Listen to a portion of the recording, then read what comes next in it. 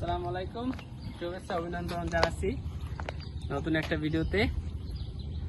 আজকে শুক্রবার, অনেকদিন পর আসলে গ্রামের বাড়িতে আসা, সচরাচর আসা হয় না।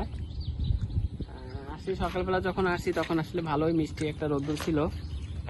আসার পরে হঠাৎ করে প্রচণ্ড বৃষ্টি চারিদিকে। বৃষ্টিতে একদম আসলে সব কিছুই ভিজে একদম, মানে খুবই বাজে অবস্থা। যেহেতু বৃষ্টি ছিল তাই কোথাও বের হইতে পারলাম না। তাই এখন একটু বৃষ্টি কমার কারণে একটু বাইরে সামনে বের হয়েছি। দেখি আপনাদের সামনে এখন আসলে কিছু অংশ গ্রামের বাড়ি আপনাদেরকে একটু ঘুরিয়ে দেখার চেষ্টা করি।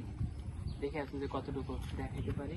দেখেন, আমাকে দেখলে বর্তমানে একদম পুরাই কৃষকের মতো মনে হয়। সাদা একটা গেঞ্জি পরছি, মানে একটা সেন্টু গেঞ্জি, ফুল হাতার, মানে এই পছন্দ আমার এইটাই। কিন্তু অন্য যে একটা সেন্টু গেঞ্জি আছে মেঘিয়াতের মতো, ওইটা আমার বেশি ভালো লাগে না। এটি আমার কাছে বেশি পছন্দ, তাই এইটি আসলে সবসময় পরিধান পরতে থাকি আমি, পছন্দ বেশি এটা। এর জন্য দেখেন, আমি আপনাদের দেখানোর চেষ্টা করি যে এইখানে আমাদের একটা মৎস্য চাষ প্রকল্প আছে। এখানে কিছু মাছ ফেলানো হয়েছে, ভালোই মাছ আছে, তেলাপিয়া আছে, পাঙ্গাস আছে, সাথে দেশীয় প্রজাতির যে সাদা মাছ ওইগুলোও আছে।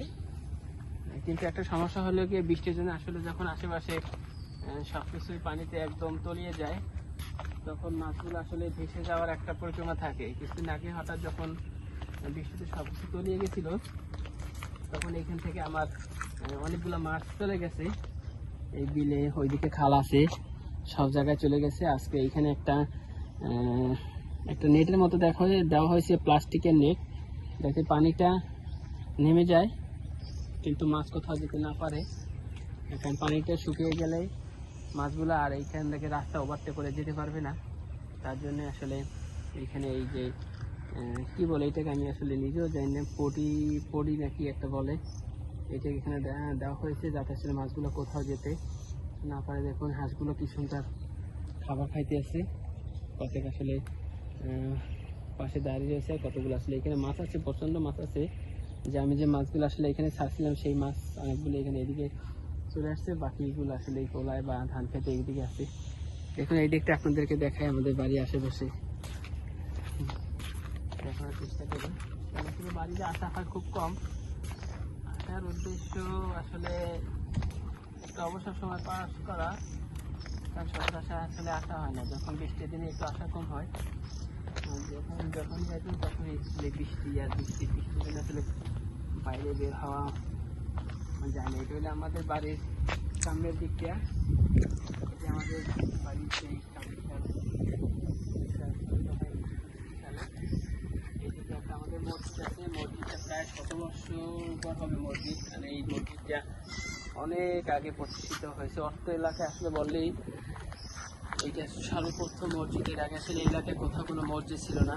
প্রায় 100 বছরের বেশি হবে এই মসজিদটা।